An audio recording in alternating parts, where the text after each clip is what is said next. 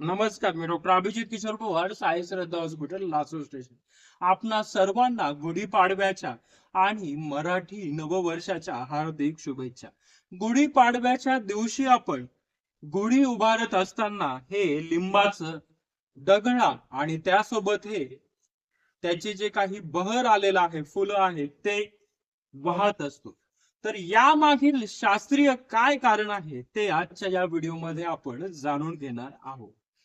तर होळी नुकतीच 15 दिवसापूर्वी संपलेली आहे आणि होळीनंतर तापमान वाढत वाढत जात असतं आणि तापमान जसं वाढत जातं तसं तसं त्वचे संदर्भातील आजार असतील ते बळावतात.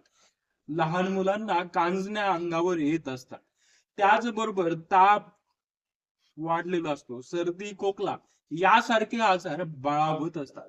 तर अशा वेळेस रोग प्रतिकार शक्ती वाढवण्यासाठी याची जी काही पानं आहेत किंवा मग हा जो फुलोरा आहे तो गुळासोबत खाण्याची प्रथा जुन्या काळापासून चालत आलेली आहे. जर आपण याचं सेवन करत राहिलो तर आपली रोग प्रतिकार शक्ती स्ट्रॉंग होणार आहे, वाढणार आहे.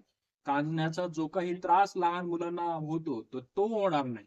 त्वचा विकारांसाठी आपण सकाळी उठल्यानंतर हे लिंबाचे पानं आंघोळीसाठी वापरत असतो. त्यामागचं शास्त्रीय कारण हेच आहे की त्वचा विकार होऊ नये.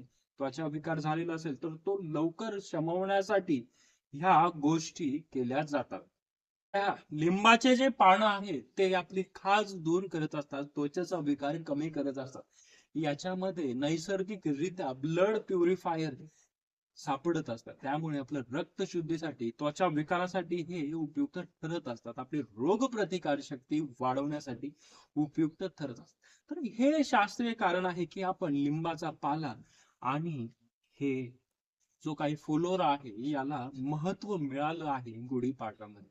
आपल्या प्रत्येक सणामागं विज्ञान आहे. ते विज्ञान जाणून घेतलं तर आपल्याला आरोग्याला देखील फायदा होईल आणि सणही चांगला साजरा होईल.